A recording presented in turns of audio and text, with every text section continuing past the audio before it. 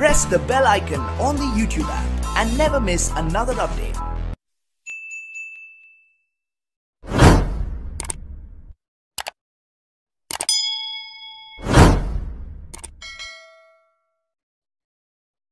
ಮಧ್ಯಯುಗದ 12ನೇ ಶತಮಾನವನ್ನು ಬದಲಾವಣೆಯ ಶತಮಾನವೆಂದು ಪರಿಗಣಿಸಲಾಗುತ್ತದೆ. ಇಂದಿನಿಂದ ಸುಮಾರು 900 ವರ್ಷಗಳ ಹಿಂದಿನ ಸಾಮಾಜಿಕ ಪರಿಸ್ಥಿತಿ ತುಂಬಾ ಸಂಕಷ್ಟದಂತಿತ್ತು. ಮನುಷ್ಯನೇ ಮತ್ತೊಬ್ಬ ಮನುಷ್ಯನ ಗುಲಾಮನಾಗಿದ್ದನು. ದುಡಿಮೆಯಿಲ್ಲದೆ ಉಚಿತವಾಗಿ ತಿನ್ನುವ ವರ್ಗವು ಸಮಾಜದಲ್ಲಿ ಹೆಚ್ಚಾಗುತ್ತಿತ್ತು. ಆದರೆ ದುಡಿದವರು ಅಷ್ಟೇ, 18 ಅಳುತ್ತೆದಾರರು ಮತ್ತು 12 ಬಲುತೆದಾರರು. ಶೆಟ್ಜಿಗಳು, ಭಟ್ಟರು, ಬ್ರಾಹ್ಮಣರು ಈ ಉಚಿತ ಆಹಾರ ತಿನ್ನುವವರ ಸಂಖ್ಯೆಯಲ್ಲಿ ಬಹಳವಾಗಿದ್ದರೂ ಬಹುಜನರ ಶೋಷಣೆಯ ಪ್ರಮಾಣ ಹೆಚ್ಚು ಇತ್ತು. ಧರ್ಮದ ಹೆಸರಲ್ಲಿ ಅಧರ್ಮ ನಡೆಯುತ್ತಿತ್ತು. ಶೂದ್ರರ ಸ್ಪರ್ಶದನ್ನೇ ಅಪವಿತ್ರವೆಂದು ಪರಿಗಣಿಸಲಾಗುತ್ತಿತ್ತು. ಸಮಾಜ ಅಂಧವಿಶ್ವಾಸದಲ್ಲಿ ಆವರ್ತನವಾಗಿತ್ತು. ಕಲ್ಲು ಬಂಡೆಗಳಿಗೆ ದೇವರೆಂದು ಪೂಜಿಸುವ ಜನರ ವರ್ಗ ದೊಡ್ಡದಾಗಿತ್ತು. ರಾಜರು ಯುದ್ಧಗಳಲ್ಲಿ ನಿರತರಾಗಿದ್ದರು. ಬಹುದೇವಾರಾಧನೆ ಹೆಚ್ಚಾಗಿತ್ತು. ನೈತಿಕತೆಯಿಗಿಂತ ಶ್ರದ್ಧಾಭಕ್ತಿಗೆ ಹೆಚ್ಚಿನ ಒತ್ತು ಬರುವಂತಾಗಿತ್ತು. ದಂಭ ದಾಂಭಿಕತೆ ಹೆಚ್ಚಾಗಿತ್ತು. ಯಜ್ಞ, ಹೋಮ, ಹವಣ, ಪ್ರಾಣಿಹತ್ಯೆ, ಸೋವಳೆ ಓವಳೆ, ವ್ರತವೈಕಲ್ಯ, ಆಡುವಾಡು ಮತ್ತು ಬಾಬಾ ಸಂಪ್ರದಾಯಗಳು ಹೆಚ್ಚಾಗುತ್ತವೆ. ಊಹಾಪೋಹಗಳ ಗ್ರಂಥಗಳಿಗೆ ಪ್ರಮಾಣವೆಂದು ಸಮಾಜವನ್ನು ವಂಚಿಸಲಾಗುತ್ತಿತ್ತು. ಇದೇ ಶತಮಾನದಲ್ಲಿ ಸ್ಥಾಪಿತ ವ್ಯವಸ್ಥೆಯನ್ನು ಬದಲಿಸುವ ಸಮಗ್ರ ಸಮಾಜ ಕ್ರಾಂತಿಗೆ ಕಾರಣರಾದವರು ಮಹಾತ್ಮ ಬಸವಣ್ಣ. ಆ ಕಾಲದಲ್ಲಿ ಮಂಗಳವೇಢ ಎಂಬ ರಾಜ್ಯವನ್ನು ಕಲಚೂರಿ ರಾಜ ಬಿಜ್ಜಳ ಆಳುತ್ತಿದ್ದ. ಮಂಗಳವೇಢ ರಾಜ್ಯದಲ್ಲಿನ ಬಾಗೇವಾಡಿ ಎಂಬ ಪುಟ್ಟ ಹಳ್ಳಿಯಲ್ಲಿ ಮಂದಗಿ ಮಾದಿರಾಜ ಮತ್ತು ಮಾದಲಾಂಬಿಕಾ ಎಂಬ ದಂಪತಿಯ ಮನೆತನದಲ್ಲಿ ವೈಶಾಖ ಶುದ್ಧ ತೃತೀಯ, ಅಕ್ಷಯ ತೃತೀಯ ದಿನ ಮಹಾತ್ಮ ಬಸವಣ್ಣನವರು ಜನಿಸಿದರು. ಬಸವಣ್ಣ ಅವರು ಮಾದಿರಾಜ ಮತ್ತು ಮಾದಲಂಬಿಕಾ ಇವರ 3ನೇ ಸಂತಾನ. ಅವರ ಮೊದಲು ದೇವರಾಜ ಮತ್ತು ಅಕ್ಕನಗಾಯಿ ಎಂಬ 2 ಸಂತಾನರು ಜನಿಸಿದ್ದರು. ಬಾಲ್ಯದಿಂದಲೇ ಬಸವಣ್ಣ ಬುದ್ಧಿವಂತರು. ಅವರು ಸಮಾಜದ ಎಲ್ಲ ಘಟನೆಗಳನ್ನು ಗಮನಿಸುತ್ತಿದ್ದರು. ಅವರು ತಾಯಿತಂದೆಗಳಿಗೆ ಪ್ರಶ್ನೆ ಮಾಡುತ್ತಿದ್ದರು. ಯಜ್ಞದಲ್ಲಿ ಪ್ರಾಣಿಗಳು, ಬೊಕ್ಕಡುಗಳನ್ನು ಬಲಿಯಾಗಿ ಏಕೆ ಕೊಡುತ್ತಾರೆ? ದೇವರು ಪ್ರಾಣಿಯ ಬಲಿಯನ್ನು ಕೇಳುತ್ತಾನ? ದೇವಸ್ಥಾನಕ್ಕೆ ಅಸ್ಪೃಶ್ಯರನ್ನು ಏಕೆ ಒಳಹಾಕಲ್ಲ? ಅಸ್ಪೃಶ್ಯರಿಗೆ ಒಂಜಲಿಯಿಂದ ನೀರನ್ನು ಏಕೆ ಕೊಟ್ಟರೆಂದು ಕೇಳುತ್ತಾರೆ? ಮನುಷ್ಯರು ಪರಸ್ಪರ ಮನುಷ್ಯರಂತೆ ಏಕೆ ವರ್ತಿಸಲ್ಲ? ಅಂತಹ ಪ್ರಶ್ನೆಗಳನ್ನು ಬಸವ ಪ್ರಸ್ತಾಪಿಸುತ್ತಿದ್ದರು. ಇಂದು ಶುಭ, ಈ ದಿನ ಅಮಂಗಲ ಎನ್ನುವವರಿಗೆ ಬಸವಣ್ಣ ಹೇಳುತ್ತಾರೆ, ಇಂದು ನಾಳೆ ಅನ್ನಬೇಡಿರಿ, ಇಂದು ದಿನವು ಶರಣನೆಂದವರಿಗೆ. ಇಂದು ದಿನವೇ ಶುಭ, ಹರಶರಣನೆಂದವರಿಗೆ. ಇಂದು ದಿನವೇ ಶುಭ, ಕುಡಲಸಂಗಮದೇವನನ್ನು ನೆನಪಿಸುವವರಿಗೆ. ಅಂದರೆ 12ನೇ ಶತಮಾನದಲ್ಲಿ ಶರಣರ ತತ್ವಜ್ಞಾನ ಮನುಷ್ಯನಿಗೆ ಕೇಂದ್ರಿತವಾಗಿತ್ತು, ಸಮಾಜಮುಖಿಯಿತ್ತು. ಜ್ಯೋತಿಷ್ಯ, ಪಂಚಾಂಗ, ಭವಿಷ್ಯ, ವಾಸ್ತುಶಾಸ್ತ್ರ, ಕರ್ಮಕಾಂಡ, ಆಡಂಬರ, ಜಾತಿ ವ್ಯತ್ಯಾಸ, ಸ್ಪೃಶ್ಯ ಅಸ್ಪೃಶ್ಯ ಭೇದ, ಲಿಂಗಭೇದ, ಆಹಾರ ವ್ಯವಸ್ಥೆ, ದಂಭ ದಾಂಭಿಕತೆ, ಸಾಮ್ನ ಇಯಾಸ ವಾ, ಯಜ್ಞ, ಹೋಮ, ಅನಾಚಾರಗಳ ಮೇಲೆ ಬಸವಣ್ಣ ತೀಕ್ಷ್ಣವಾಗಿ ವಾಗ್ದಾಳಿ ನಡೆಸಿದರು. ಶರಣರು ಇವುಗಳೆಲ್ಲದಕ್ಕೂ ತೀವ್ರ ವಿರೋಧ ವ್ಯಕ್ತಪಡಿಸಿದರು. ಬಾಲ್ಯದ ಕೆಲವು ಘಟನೆಗಳಿಂದ ಬಸವಣ್ಣರ ವಿಭಿನ್ನತೆಯನ್ನು ಗ್ರಹಿಸಬಹುದು. ಕೇತ ಎಂಬ ಚಂಬಾರದ ಸ್ನೇಹಿತನು ಬಸವಣ್ಣನಿಗೆ ಪಾದರಕ್ಷೆ ತಂದುಕೊಡುತ್ತಾನೆ. ಆಗ ತಾಯಿ ಈ ಚಂಬಾರನಿಗೆ ಸ್ಪರ್ಶಿಸಬೇಡ ಎನ್ನುತ್ತಾರೆ. ಬಸವಣ್ಣನಿಗೆ ಪ್ರಶ್ನೆ, ಅವನು ಮಾಡಿದ ಪಾದರಕ್ಷೆ ಧರಿಸಲು ಏನೂ ತೊಂದರೆ ಇಲ್ಲ, ಆದರೆ ಅವನ ಸ್ಪರ್ಶ ಏಕೆ ತೊಂದರೆ? ಬಹುದೇವಾರಾಧನೆ ಮಾಡುವ ತಮ್ಮ ತಂದೆಗೆ ಬಸವಣ್ಣ ಅವರ ಮನೆಯ ಅಂಗಳದಲ್ಲಿ ಗುಂಡಿ ತೆಳಿ ಏಕದೇವಾರಾಧನೆಯ ಮಹತ್ವವನ್ನು ವಿವರಿಸುತ್ತಾರೆ. ಯಜ್ಞ ಹವನ ಮಾಡುವ ದಾಂಭಿಕ ಭಟ್ಟರು ಅಗ್ನಿಯನ್ನು ದೇವರೆಂದು ಪೂಜಿಸುತ್ತಾರೆ. ಅಗ್ನಿಗೆ ಹಾಲು, ತುಪ್ಪ, ತಿಲ, ಅಕ್ಕಿ ಮುಂತಾದ ಮಹಂಗಿ ವಸ್ತುಗಳನ್ನು ಹಾಕಿ ವ್ಯರ್ಥ ಮಾಡುತ್ತಾರೆ. ಆದರೆ ಈ ಅಗ್ನಿಯೇ ಅವರ ಮನೆಯನ್ನು ಸುಡಲು ಹೊರಟಾಗ ಅವರು ದೇವರಿಗೆ ತುಪ್ಪ ಹಾಕಿದ ಅಗ್ನಿಗೆ ಚರಂಡಿಯ ನೀರು, ಮಣ್ಣು ಹಾಕಿ ನಾಶ ಮಾಡುತ್ತಾರೆ. ಇದೇ ದಾಂಭಿಕತೆಯನ್ನು ಬಸವಣ್ಣ ತಮ್ಮ ವಚನಗಳಲ್ಲಿ ತೀವ್ರವಾಗಿ ದಾಖಲಿಸಿದ್ದಾರೆ. ಅಗ್ನಿಗೆ ದೇವರೆಂದು ಆಹುತಿ ನೀಡುವ ಬ್ರಾಹ್ಮಣರ ಮನೆಗೆ ಬೆಂಕಿ ಹತ್ತಿದಾಗ ಅವರು ಚರಂಡಿಯ ನೀರು ಹಾಕುತ್ತಾರೆ, ರಸ್ತೆಯ ಧೂಳನ್ನು ಹಾಕುತ್ತಾರೆ, ಅರಚಿ ಕೂಗಿ ನೆರವಿಗೆ ಜನರನ್ನು ಕರೆಯುತ್ತಾರೆ. ಅಗ್ನಿಯ ಸ್ತುತಿ ಬಿಟ್ಟು ನಿಂದಿಸುತ್ತಾರೆ. ಕುಡಲಸಂಗಮದೇವ. ಅರ್ಥ: ಹೋಮ ಹವನ ಮಾಡುವ ಬ್ರಾಹ್ಮಣರ ದಾಂಭಿಕತೆ ಬಯಲಿಗೆಳೆಯಲು ಬಸವಣ್ಣ ಹೇಳುತ್ತಾರೆ, ಈ ಬ್ರಾಹ್ಮಣರು ಯಜಮಾನರ ಮನೆಗೆ ಹೋಗಿ ಹೋಮ ಹವನ ಮಾಡುತ್ತಾರೆ, ಅಗ್ನಿಯನ್ನೇ ದೇವರೆಂದು ಹೇಳುತ್ತಾರೆ. ತೃಪ್ತಗೊಳಿಸಲು ತುಪ್ಪ, ಅಕ್ಕಿ, ತಿಲ ಹೀಗೆ ಧಾನ್ಯಗಳನ್ನು ಬೆಂಕಿಗೆ ಹಾಕುತ್ತಾರೆ. ಆದರೆ ಅವರ ಮನೆಗೆ ಅಗ್ನಿ ತಗಲಿದರೆ ತಕ್ಷಣ ಅವರ ದೇವರ ಮೇಲೆ ಧೂಳು ಹಾಕಿ ನೀರು ಎರಚಿ ಗದರಿಕೊಳ್ಳುತ್ತಾರೆ. ಅಗ್ನಿಯನ್ನು ಹೊಗಳುವುದನ್ನು ನಿಲ್ಲಿಸಿ ಅವಮಾನಿಸುತ್ತಾರೆ. ಹೇಗಾಗಿದೆ? ಬೇಕಿದ್ದರೆ ಇನ್ನಷ್ಟು ಸರಳಗೊಳಿಸಿ ಹೇಳಬಹುದು. ಬಸವಣ್ಣರು ತಮ್ಮ ಪ್ರಾಥಮಿಕ ಶಿಕ್ಷಣ ಮುಗಿಸಿ ಮುಂದಿನ ಶಿಕ್ಷಣಕ್ಕಾಗಿ ಕುಡಲಸಂಗಮಕ್ಕೆ ತೆರಳಿದರು. ಆ ಕಾಲದಲ್ಲಿ ಕುಡಲಸಂಗಮ ಪಾಶುಪತ ಶೈವಗಳ ಜ್ಞಾನಕೇಂದ್ರವಾಗಿತ್ತು. ಕೃಷ್ಣ, ಘಟಪ್ರಭಾ, ಮಲಪ್ರಭಾ ನದಿಗಳ ಸಂಗಮಸ್ಥಳದಲ್ಲಿದ್ದ ಕುಡಲಸಂಗಮದಲ್ಲಿ ಬಸವಣ್ಣರು 20 ವರ್ಷ ಶಿಕ್ಷಣ ಪಡೆದರು. ಪ್ರಾಚ್ಯವಿದ್ಯೆ, ಪ್ರಾಚ್ಯಭಾಷೆ, ಧರ್ಮಗ್ರಂಥಗಳು, ಧರ್ಮಶಾಸ್ತ್ರ, ಪುರಾಣಗಳು, ವೇದಗಳು, ಆಗಮ ನಿಗಮ, ಸ್ಮೃತಿಗ್ರಂಥಗಳು, ಷಡ್ದರ್ಶನಗಳು, ಉಪನಿಷತ್ತುಗಳು, ಶೈವಪಂಥ, ಗಣಿತ, ಸಾಮುದ್ರಿಕ ಶಾಸ್ತ್ರ, ಜೈನ, ಬೌದ್ಧ ಧರ್ಮ ಇತ್ಯಾದಿಗಳ ಅಧ್ಯಯನ ಮಾಡಿದರು. ಈ 20 ವರ್ಷಗಳ ಕಾಲ ಅವರ ಸಹೋದರಿ ನಾಗಾಯಿ ಅವರೊಂದಿಗೆ ಇದ್ದರು. ಶಿಕ್ಷಣ ಮುಗಿದ ಬಳಿಕ ಬಸವಣ್ಣರು ತಮ್ಮ ಮಾವ ಅಡಿಗೆರೆ ಆದೇವರೊಡನೆ ಭೇಟಿಯಾದರು. ಮಾವನ ಆಗ್ರಹಕ್ಕೆ ಮಾನ ನೀಡಿ ಅವರು ಕುಡಲಸಂಗಮ ತೊರೆದು ಮಂಗಳವೇಡೆಗೆ ಬಂದರು. ಅಲ್ಲಿ ವಿಜಯನಗರದ ಬಿಜ್ಜಳರಾಜನ ರಾಜಭವನದಲ್ಲಿ ಕಾರ್ಣಿಕ ಸ್ಥಾನವನ್ನು ಪಡೆದು ಕೆಲಸಕ್ಕೆ ಸೇರಿದರು. ಆ ವೇಳೆಗೆ ಬಸವಣ್ಣರು ಯುವಕನಾಗಿ ಸುಂದರ ರೂಪವಂತ, ಬುದ್ಧಿವಂತ, ಸಮರ್ಥ ವ್ಯಕ್ತಿಯಾಗಿದ್ದರು. ಸಮಾಜಪ್ರಿಯ ವ್ಯಕ್ತಿತ್ವವನ್ನು ಹೊಂದಿದ್ದ ಅವರು ತಮ್ಮ ಮಾವನಾದ ಬಲದೇವನ ಆಮಂತ್ರಣಕ್ಕೆ ಒಪ್ಪಿಕೊಂಡು ಬಲದೇವನ ಪುತ್ರಿ ಗಂಗಾಬಿಕೆಯೊಂದಿಗೆ ವಿವಾಹವಾಗಿದರು. ಮಂಗಳವೇಡೆಯಲ್ಲಿ ಇದ್ದಾಸಾವಾಯೆಯಾರು ಸಮಾಜವನ್ನು ಅತ್ಯಂತ ಗಮನದಿಂದ ಪರಿಶೀಲನೆ ಮಾಡಿದರು. ಸಮಾಜದಲ್ಲಿರುವ ಜಾತಿಭೇದ, ಲಿಂಗಭೇದ, ಉಚ್ಛ ನೀಚ ಭಾವನೆ ಇತ್ಯಾದಿಗಳಿಂದ ಸಮಾಜವನ್ನು ಮುಕ್ತಗೊಳಿಸಲು ತೀವ್ರ ಚಿಂತನೆಯಲ್ಲಿ ತೊಡಗಿದರು. ಬಳಿಕ ಬಿಜ್ಜಳನು ಚಕ್ರವರ್ತಿಯಾದನು. ಬಿಜ್ಜಳನು ಕಾಲ್ಯಾಣದ ಚಾಳುಕ್ಯರಾಜನ ಮಾಂಡಲಿಕನಾಗಿದ್ದನು.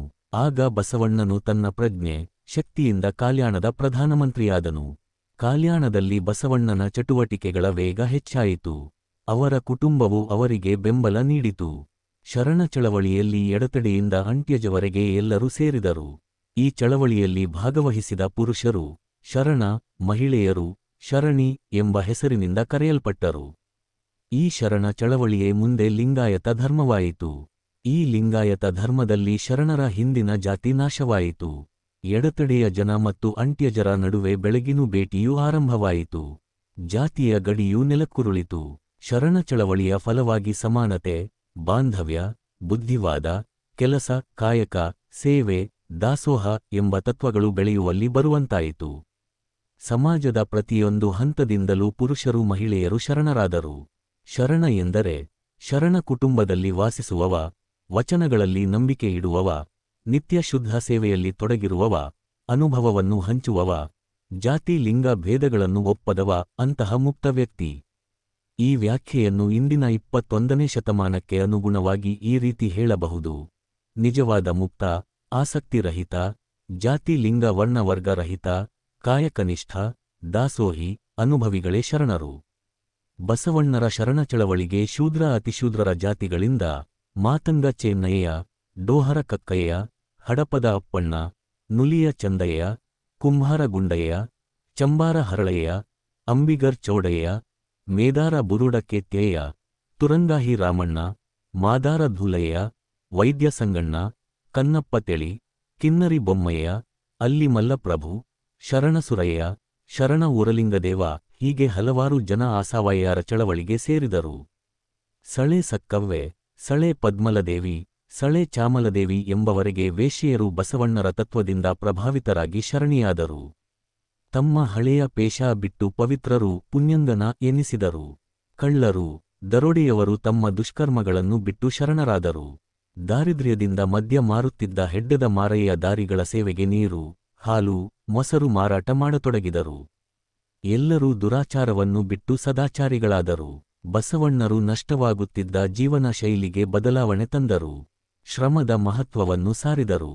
ಕಾಯಕವೇ ಕೈಲಾಸ, ಶ್ರಮವೇ ದೇವರು ಎಂಬ ತತ್ವಗಳನ್ನು ಭಾರತದ ಆರ್ಥಿಕತೆಗೆ ಕೊಡುಗೆಯಾಗಿ ನೀಡಿದರು. ದಿನವಿಡೀ ಶ್ರಮಿಸಿದ ಶರಣರು ಸಂಜೆ ಅನುಭವ ಮಂಟಪದಲ್ಲಿ ಸೇರಿ ಚರ್ಚೆ ನಡೆಸುತ್ತಿದ್ದರು. ಈ ಚರ್ಚೆಯ ಮೂಲಕವೇ ವಚನಗಳು ಹುಟ್ಟಿಕೊಂಡವು. ಈ ವಚನಗಳಲ್ಲೇ ಭಾರತೀಯ ಸಂವಿಧಾನದ ಹೃದಯವಾಗಿರುವ ಸಮಾನತೆ, ಸ್ವಾತಂತ್ರ್ಯ, ಬಾಂಧವ್ಯ, ಶ್ರಮ ಗೌರವ, ಅಭಿವ್ಯಕ್ತಿಯ ಸ್ವಾತಂತ್ರ್ಯ, ಸಾಮಾಜಿಕ ನ್ಯಾಯ ಮತ್ತು ಲಿಂಗ ಸಮಾನತೆ ಅಂತಹ ಮೌಲ್ಯಗಳು ಅಡಗಿವೆ. ಬಸವಣ್ಣರು ಒಂದು ವಚನದಲ್ಲಿ ಹೇಳುತ್ತಾರೆ: ಕಳ್ಳತನ ಮಾಡಬೇಡ, ಕೊಲೆ ಮಾಡಬೇಡ, ಸುಳ್ಳು ಮಾತು ನುಡಿಸಬೇಡ, ಕೋಪಿಸಬೇಡ, ಇತರರ ಹೀನಾಯಿಸಬೇಡ, ನಿಂದಿಸಬೇಡ. ಇದು ಒಳಚೈತನ್ಯದ ಶುದ್ಧತೆ, ಹೊರಪರಿಶುದ್ಧತೆ ಕುಡಲಸಂಗಮದೇವನಿಗೆ ಇಷ್ಟವಾದ ಮಾರ್ಗ. ಅವರು ಮತ್ತೊಂದು ವಚನದಲ್ಲಿ ಬೇಡಿಕೆಯುಂಟು ಮಾಡುತ್ತಾರೆ, ಮಂದಿರದ ಗೋಪುರವಾಗಿರುವ ಬದಲು ಶರಣರ ಕಾಲಿನ ಪಾದುಕೆಯಾಗಲಿ ನನ್ನ ಜೀವನ, ಹೀಗೆ ನಾನು ಶರಣರ ಸೇವೆ ಮಾಡಲು ಸಾಧ್ಯವಾಗಲಿ ಕುಡಲಸಂಗಮದೇವ. ಬಸವಣ್ಣರು ಸದಾಚಾರಿಯ ಕಾಯಕನಿಷ್ಠ ಶರಣರ ತಂಡವನ್ನು ನಿರ್ಮಿಸಿದರು. ಶ್ರಮದಿಂದ ಶಿವನ ಪೂಜೆಯನ್ನು ಪ್ರಾರಂಭಿಸಿದರು. ಅವರ ತತ್ವಗಳು ಕಲ್ಯಾಣವಲ್ಲದೆ ಇಡೀ ದಕ್ಷಿಣ ಭಾರತದಾದ್ಯಂತ, ಉತ್ತರ ಭಾರತ, ಇರಾನ್, ಇರಾಕ್, ಅಫ್ಘಾನಿಸ್ತಾನದವರೆಗೆ ಹರಡಿದವು. ಕಲ್ಯಾಣದಲ್ಲಿ ಶರಣರ ಅನುಭವ ಮಂಟಪವನ್ನು ಸ್ಥಾಪಿಸಿದರು. ಇಂದು ಅದೇ ಸ್ಥಳ ಬಸವ ಕಲ್ಯಾಣ ಎಂಬ ಹೆಸರಿನಲ್ಲಿ ಪ್ರಸಿದ್ಧವಾಗಿದೆ. ಅಲ್ಲಿಗೆ ಅಫ್ಘಾನಿಸ್ತಾನದಿಂದ ಬಂದ ಶರಣರು ಕೂಡ ಸೇರಿದರು. ಮೂಲತಃ ಮುಸ್ಲಿಮರಾದ ಮರುಳ್ಶಂಕರದೇವರು ಕಲ್ಯಾಣಕ್ಕೆ ಬಂದು ಲಿಂಗಧಾರಿ ಶರಣರಾದರು. ಅವರಿಗೆ ಶರಣರು ಮರುಳ್ಶಂಕರದೇವ ಎಂದು ಹೆಸರು ಇಟ್ಟರು. ಅವರು ರಾಜದರ್ಶನದಲ್ಲಿ ಪಾತ್ರೆಗಳ ತೊಳೆಯುವ ಕಾಯಕವನ್ನು ಕೈಗೊಂಡು ಜೀವನ ಸಾಗಿಸಿದರು. ಕಾಶ್ಮೀರದಿಂದ ರಾಜ ಭೂಪಾಲ ಮಹಾದೇವನು ತನ್ನ ಪತ್ನಿಯೊಂದಿಗೆ ಕಲ್ಯಾಣಕ್ಕೆ ಬಂದನು.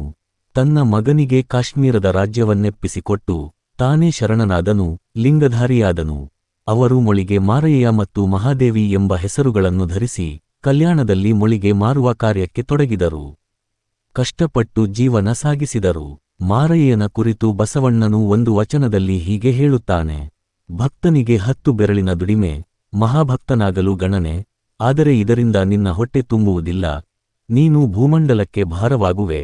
ಆದರೆ 2 ಕೈಗಳಿಂದ ಶ್ರಮ ಮಾಡಿದರೆ ಎಲ್ಲರಿಗೂ ರೊಟ್ಟಿ ದೊರೆಯುವುದು. ಮೊಳಿಗೆ ಮಾರಯ್ಯನಾಗಿದ್ದರೂ ಮಹಾರಾಜನಾದನು, ಬಹುಶ್ರಮ ಮಾಡಿದನು. ಕೂಡಲಸಂಗಮದೇವನೇ, ದುಡಿಮೆ ಮಾಡಿದವನನ್ನು ದೇವರೇ ರಕ್ಷಿಸುತ್ತಾನೆ. ಕಾಶ್ಮೀರದಿಂದ ಚಿಕ್ಕಯ್ಯ ಎಂಬ ಹತ್ಯಾರಿಯೊಬ್ಬನು ಬಸವಣ್ಣನನ್ನು ಕೊಲ್ಲಲು ಕಲ್ಯಾಣಕ್ಕೆ ಬಂದನು. ಆದರೆ ಶರಣರ ಸತ್ಕರ್ಮ, ಕಾಯಕನಿಷ್ಠೆ ನೋಡಿ ತನ್ನ ಹತ್ಯಾಕೃತ್ಯವನ್ನು ತ್ಯಜಿಸಿ ಬಸವಣ್ಣನು ಸ್ಥಾಪಿಸಿದ ಲಿಂಗಾಯತ ಧರ್ಮವನ್ನು ಸ್ವೀಕರಿಸಿ ಶರಣನಾದನು. ಅರಣ್ಯದಿಂದ ತಾಳೆ ಎಲೆಗಳನ್ನು ತಂದು ಶರಣರಿಗೆ ಮಾರಾಟ ಮಾಡುತ್ತಿದ್ದನು. ಈ ರೀತಿಯಲ್ಲಿ ಆತ ಕಾಯಕನಿಷ್ಠ ಶರಣನಾಗಿ ಪ್ರಸಿದ್ಧನಾದನು. ಕಾಶ್ಮೀರದ ರಾಜಕುಮಾರಿ ಬೋಂತದೇವಿ ಕಲ್ಯಾಣಕ್ಕೆ ಬಂದು ಶರಣಿಯಾದಳು. ಆಕೆ ಗುಹೆಯಲ್ಲಿ ವಾಸಮಾಡುತ್ತಾ ರೋಗಿಗಳ ಚಿಕಿತ್ಸೆ ಮಾಡುತ್ತಿದ್ದಳು. ಜೊತೆಗೆ ಗೊಡ್ಡಿಯನ್ನು ಹೊದೆಯುತ್ತಿದ್ದಳು. ಇದರಿಂದಲೇ ಆಕೆಗೆ ಬೋಂತದೇವಿ ಎಂಬ ಹೆಸರು ಬಂದಿದೆ. ಮಹಾತ್ಮ ಬಸವಣ್ಣನು 12ನೇ ಶತಮಾನದಲ್ಲಿ ಶ್ರಮಜೀವಿ ಸಮಾಜವನ್ನು ನಿರ್ಮಿಸಿದರು. ಕಲ್ಯಾಣದ ಅನುಭವ ಮಂಟಪದಲ್ಲಿ ಸೃಷ್ಟಿಯಾದ ವಚನ ಸಾಹಿತ್ಯವು ಕನ್ನಡ ಭಾಷೆಯನ್ನು ಶ್ರೀಮಂತಗೊಳಿಸಿತು. ಮನುಷ್ಯನ ಬದುಕು ಜ್ಞಾನದ ಬೆಳಕಿನಲ್ಲಿ ಬದಲಾಗಿತು. ಒಂದು ದಿನ ಬಸವಣ್ಣನು ನಗರದ ಪರಿಸ್ಥಿತಿ ನೋಡಲು ಹೊರಟಾಗ ಶರಣನಾದ ಚಾಂಭಾರ ಹರಳಯ್ಯನ ಮನವೊಪ್ಪಿ ಅವನ ಮನೆಯಲ್ಲಿ ದಾಸೋಹ ಸ್ವೀಕರಿಸಿದರು.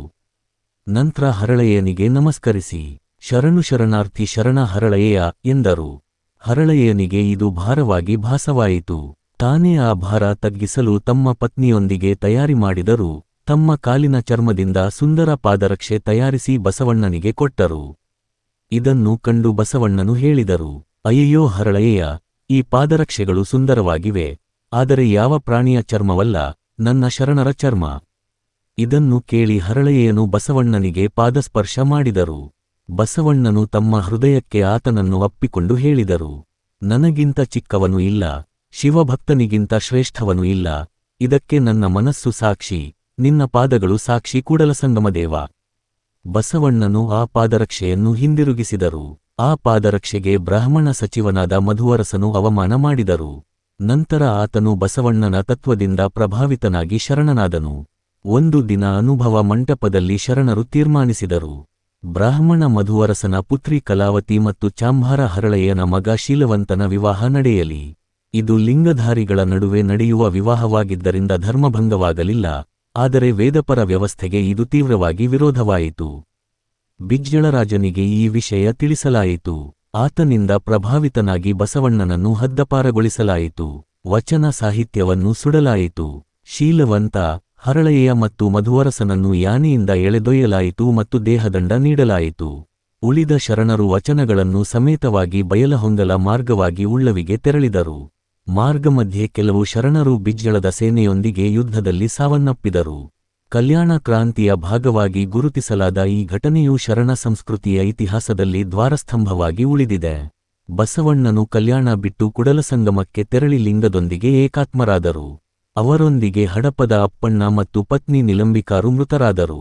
ಮಡಿವಾಳ ಮಚ್ಚಿದೇವನು ಮುರಗೋಡದಲ್ಲಿ ವೃದ್ಧಾವಸ್ಥೆ ಮತ್ತು ಗಾಯಗಳಿಂದ ಸಾವನ್ನಪ್ಪಿದರು.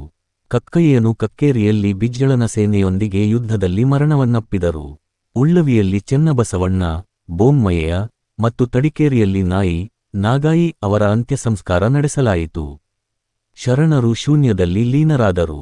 ಇದರಿಂದ ದುಗುಡಗೊಂಡ ಸಿದ್ದರಾಮೇಶ್ವರನು ಒಂದು ವಚನದಲ್ಲಿ ಹೀಗೆ ಹೇಳುತ್ತಾರೆ: ಬಸವ ಎಂಬ ಪದಗಳು ನಾಶವಾದವು, ಎಲ್ಲರ ಆಧಾರವಾದ ಬಸವ ರೂಪದ ಕಂಬ ಮುರಿದಿದೆ, ಬಸವನ ಕಾರ್ಯ ಹಾನಿಯಾಯಿತು. ಕಪಿಲಸಿದ್ಧ ಮಲ್ಲಿಕಾರ್ಜುನ. ವಚನ ಕ್ರಮಾಂಕ 597. ಮಹಾತ್ಮ ಬಸವಣ್ಣರು ವ್ಯವಸ್ಥೆ ಪರಿವರ್ತನೆ ಮಾಡಿದರು. ಅವರು ವ್ಯವಸ್ಥೆಯೇ ಬದಲಿಸಿದರು. ಏಕಾಂತದಿಂದ ಜನತೆಯತ್ತ, ಅಜ್ಞಾನದಿಂದ ಜ್ಞಾನತ್ತ, ದಾನಧರ್ಮದಿಂದ ದಾಸೋಹದತ್ತ, ದೇವಾಲಯಗಳಿಂದ ಅನುಭವ ಮಂಟಪದತ್ತ, ವೈರಾಗ್ಯದಿಂದ ಗೃಹಸ್ಥಾಶ್ರಮದತ್ತ, ಕಠಿಣತೆಯಿಂದ ಸೌಮ್ಯತೆಯತ್ತ, ಶಿಷ್ಯತ್ವದಿಂದ ಶರಣಜೀವನದತ್ತ, ಬಹುದೇವತಾರಾಧನೆಯಿಂದ ಏಕೇಶ್ವರವಾದದತ್ತ, ಸಂಸ್ಕೃತ ಭಾಷೆಯಿಂದ ಜನಭಾಷೆ ಕನ್ನಡದತ್ತ, ಅಂಧಶ್ರದ್ಧೆಯಿಂದ ವಿವೇಕದತ್ತ, ಐತಿಹಾಸಿಕ ಪರಾಧೀನತೆಯಿಂದ ಕಾಯಕವಾದದತ್ತ, ಅಸಮಾನತೆಯಿಂದ ಸಮಾನತೆಯತ್ತ, ಶಿವಲಿಂಗದಿಂದ ಇಷ್ಟಲಿಂಗದತ್ತ, ದೇವಾಲಯದಿಂದ ದೇಹಾಲಯದತ್ತ, ಶೈವಪಂಥದಿಂದ ಸ್ವತಂತ್ರ ಲಿಂಗಾಯತ ಧರ್ಮದತ್ತ, ಕಲ್ಪಿತ ಗ್ರಂಥಗಳಿಂದ ಅನುಭವದ ವಚನ ಸಾಹಿತ್ಯದತ್ತ, ದೇಹದಂಡನೆಗಳಿಂದ ದೇಹಧರ್ಮದತ್ತ, ಗ್ರಂಥಪ್ರಮಾಣದಿಂದ ಬುದ್ಧಿಪ್ರಮಾಣದತ್ತ ಒಯ್ಯುವ ಹೊಸ ವ್ಯವಸ್ಥೆ ನಿರ್ಮಿಸಿ ಅವರು ಸಾಮಾಜಿಕ ಕ್ರಾಂತಿಯ ಮುಂಚೂಣಿಗಾರರಾದರು. ಅವರು ಹೊಸ ದಾರಿಯನ್ನು ಹುಡುಕಿದ ದಾರಿದೀಪರಾದರು. ಮಹಾತ್ಮ ಬಸವಣ್ಣರು ಜನಸಾಮಾನ್ಯರಿಗೆ ಸುಲಭವಾದ ಸರಳವಾದ ಉಪದೇಶ ನೀಡಿದರು. ಅವರ ಉಪದೇಶ ಸಾಮಾನ್ಯ ಜನರಿಗಾಗಿ. ಅವರು ಭೌತಿಕ ಜಗತ್ತಿನಲ್ಲಿ ಬದುಕುತ್ತಿರುವವನ ಜೀವನ ತತ್ವವನ್ನು ವಿವರಿಸಿದರು. ಅವರು ಮನೆ ಮನೆಗೆ ಹೋದರು. ಶರಣಾರ್ಥಿ ಎಂದು ಶರಣರನ್ನು ಗುರುತಿಸಿದ್ರು. ಕಕ್ಕಯ್ಯ, ಹರಳಯ್ಯ, ಚೆನ್ನಯ್ಯ, ನೂಲಿಯ ಚಂದಯ್ಯ, ಮಡಿವಾಳ ಮಚ್ಚಿದೇವ, ಘಟಿವಾಳಯ್ಯ ಈ ಎಲ್ಲಾ ದುಡಿದ ಜನ, ದೀನ ದಲಿತರು, ಆದಿವಾಸಿಗಳು, 18 ಅಲುತೆದಾರರು, 12 ಬಲೂತೆದಾರರನ್ನು ಒಂದೆಡೆ ಸೇರಿಸಿ ಅವರಿಗೆ ಸೊಗಸಾದ ಸರಳವಾದ ತತ್ವ ಹೇಳಿದ್ರು. ಒಂದು ದೇವರ ಇಷ್ಟಲಿಂಗವನ್ನು ಪೂಜಿಸಿ, ದೇಹವೇ ದೇವಾಲಯ, ಒಂದಾಗಿ ಸೇರಿ ಚರ್ಚೆ ಮಾಡಿ ಉತ್ತಮ ಸಂವಾದವಿಡಿ, ಮಹಿಳೆಯರಿಗೆ ಸಮಾನ ಹಕ್ಕು ನೀಡಿ, ಪಂಕ್ಷುತಿ ಪಂಚಸೂತಕ್ಕೆ ನೋಡಬೇಡಿ, ದಲಿತರಿಗೆ ಸಮಾನ ಅವಕಾಶ ನೀಡಿ, ಜಾತಿ ವರ್ಣ ಲಿಂಗ ಭೇದ ಮಾಡಬೇಡಿ, ಕೋಳಿಗಳು ಆಡುಗಳನ್ನು ಕೊಲ್ಲಬೇಡಿ, ಸ್ವಶ್ರಮದಲ್ಲಿ ಬದುಕಿ, ಭಿಕ್ಷೆ ಬೇಡದೆ ಬಾಳು, ದುಡಿಮೆ ಮಾಡಿ, ಕಾಯಕದಲ್ಲಿ ಕೈಲಾಸವಿದೆ, ದಾಸೋಹವೇ ಸಮಾಜ ಸೇವೆ, ಪರಿಸರವನ್ನು ಸಂರಕ್ಷಿಸಿ, ಕಲ್ಲುಗಳನ್ನು ಪೂಜಿಸಬೇಡಿ, ಪುರೋಹಿತರ ಮೂಲಕ ದೇವಪೂಜೆ ಮಾಡಬೇಡಿ, ಜ್ಯೋತಿಷ್ಯ ಭವಿಷ್ಯ ವಾಸ್ತುಶಾಸ್ತ್ರ ಪಂಚಾಂಗ ನೋಡಿ ನಡೆಯಬೇಡಿ, ಯಜ್ಞ ಹೋಮ ಹವನ ಮಾಡಬೇಡಿ, ಅನುಭವ ಮಂಟಪದಲ್ಲಿ ಕುಳಿ, ಪ್ರಶ್ನೆ ಉತ್ತರ ಮಾಡಿ, ಚರ್ಚೆ ಮಾಡಿ, ವಚನಗಳನ್ನು ಹೇಳಿ, ಶುಭ ಅಶುಭ ನೋಡಬೇಡಿ, ನದಿಯಲ್ಲಿ ಸ್ನಾನ ಬೇಡ, ಪರಸ್ಪರ ಪಾದಸ್ಪರ್ಶ ಬೇಡ, ಶರಣಾರ್ಥಿ ಎಂದು ಹೇಳಿ, ಸಂನ್ಯಾಸದ ಮಹಿಮೆ ಮಾಡಬೇಡಿ, ಸಂಸಾರವನ್ನು ಬಿಟ್ಟುಬಿಡಬೇಡಿ, ಅಸ್ಪೃಶ್ಯತೆಯನ್ನು ಅನುಸರಿಸಬೇಡಿ, ಮನುಷ್ಯನಿಗೆ ಮನುಷ್ಯನಂತೆ ವರ್ತಿಸಿ, ಪ್ರಾಣಿ ಹತ್ಯೆ ಮಾಡಬೇಡಿ, ಮಾಂಸಾಹಾರ ತ್ಯಜಿಸಿ, ವ್ಯಸನದ ಅಧೀನರಾಗಬೇಡಿ, ಕಳ್ಳತನ ಹತ್ಯೆ ಮಾಡಬೇಡಿ, ರಾಗದೊಡನೆ ವರ್ತಿಸಬೇಡಿ, ಸುಳ್ಳು ಹೇಳಬೇಡಿ, ಯಾರನ್ನೂ ದ್ವೇಷಿಸಬೇಡಿ, ದಯೆ ಧರ್ಮ ಸಜ್ಜನತೆ ನೈತಿಕತೆ ವಿವೇಕದಿಂದ ವರ್ತಿಸಿ, ದಯೆ ಎಂಬುದು ಧರ್ಮದ ಮೂಲ, ಶರಣರ ನಿಂದೆ ತಮಾಷೆ ಮಾಡಬೇಡಿ, ನವಸೈನ್ನು ಮಾಡಬೇಡಿ, ಅಂಧಶ್ರದ್ಧೆ ತ್ಯಜಿಸಿ, ಪ್ರಾಣಿಗಳಿಗೆ ದಯೆ ತೋರಿಸಿ, ಹಸಿವಾದವರಿಗೆ ಆಹಾರ ನೀಡಿ, ತೀವ್ರ ತಪಸ್ಸು ಮಾಡಬೇಡಿ, ನಿದ್ರೆಯ ತಪಸ್ಸು, ದೇಹವನ್ನು ತೊಂದರೆಗೊಳಿಸಬೇಡಿ, ದೇಹದ ತಪಸ್ಸು ಕಾಯಕ, ಉಪವಾಸ ತಪಸ್ಸು ವ್ರತವೈಕಲ್ಯ ಮಾಡಬೇಡಿ, ದಿನ ತಿಥಿ ಭೇದವಿಲ್ಲ, ಪ್ರತಿದಿನವೂ ಶುಭ, ಮರಣವೇ ಮಹಾನವಮಿ ಅದನ್ನು ಸ್ವೀಕರಿಸಿ, ಸಂತೋಷದ ಸಂಸಾರ ಮಾಡಿ, ಸಂಸಾರ ತ್ಯಜಿಸಿ ಹಿಮಾಲಯಕ್ಕೆ ಹೋಗಬೇಡಿ, ಸಂನ್ಯಾಸಕ್ಕೆ ಅಗತ್ಯವಿಲ್ಲ, ಮೂರ್ತಿ ಪೂಜೆ ಬಿಡಿ, ಅನಾವಶ್ಯಕ ಖರ್ಚು ಮಾಡಬೇಡಿ, ಕಲ್ಪಿತ ಸ್ವರ್ಗ ನರಕದಲ್ಲಿ ನಂಬಿಕೆ ಇರಬೇಡಿ, ಸಜ್ಜನತೆ ಸ್ವರ್ಗ ದುರಾಚಾರ ನರಕ, ದೇವಾಲಯಕ್ಕಾಗಿ ಊರು ತ್ಯಜಿಸಬೇಡಿ, ಹೊಲವೇ ಪವಿತ್ರ ಭೂಮಿ, ಕಾಯಕದ ರೊಟ್ಟಿ ಮಹಾಪ್ರಸಾದ, ಜೀವಂತ ನಾಗವನ್ನು ಕೊಂದು ಚಿತ್ರದ ನಾಗವನ್ನು ಪೂಜಿಸಬೇಡಿ, ಈ ವಿಚಿತ್ರ ಅಂಶಗಳನ್ನು ತ್ಯಜಿಸಿ, ಪ್ರಕೃತಿಯ ನಿಯಮ ಹಾಗೂ ದೇಹಧರ್ಮದಂತೆ ನಡೆದುಕೊಳ್ಳಿ, ಅನಗತ್ಯ ದೇಹಪೀಡೆ ಮಾಡಬೇಡಿ, ನಿಜವಾದ ನೈತಿಕತೆ ಕಾಪಾಡಿ, ದಾಸೋಹ ಮಾಡಿ, ಅಗತ್ಯವಾದಷ್ಟೇ ಆಸ್ತಿ ಇಟ್ಟುಕೊಳ್ಳಿ. ಉಚಿತವಾಗಿ ಯಾರಿಗೂ ಏನೂ ಕೊಡಬೇಡಿ. ಉಚಿತವಾಗಿ ಯಾರಿಂದಲೂ ಏನೂ ಪಡೆಯಬೇಡಿ. ದಾನಧರ್ಮಕ್ಕಿಂತ ದಾಸೋಹ ಶ್ರೇಷ್ಠ. ವಿದ್ಯೆ ಪಡೆದು ವಚನ ಬರೆಯಿ, ಓದಿ. ಜ್ಞಾನಿಯಾದಿರಿ, ನೈತಿಕರಾದಿರಿ, ವಿವೇಕಿಯಾಗಿರಿ. ನಿಮ್ಮೊಳಗಿನ ತಪ್ಪುಗಳನ್ನು ಸರಿಪಡಿಸಿಕೊಳ್ಳಿ. ಕರ್ಮಕಾಂಡಗಳನ್ನು ತ್ಯಜಿಸಿ. ಆತ್ಮಪ್ರಶಂಸನೆ ಬೇಡ. ಇಂಥ ಸರಳ ಉಪದೇಶವನ್ನು ಬಸವಣ್ಣರು ನೀಡಿದರು. ಸಾಮಾನ್ಯ ಜನರು ಅದನ್ನು ಅರ್ಥಮಾಡಿಕೊಂಡು ಜೀವನದಲ್ಲಿ ಅಳವಡಿಸಿಕೊಂಡರು. ಅಭಿಷೇಕ ದೇಶಮಾನೆ.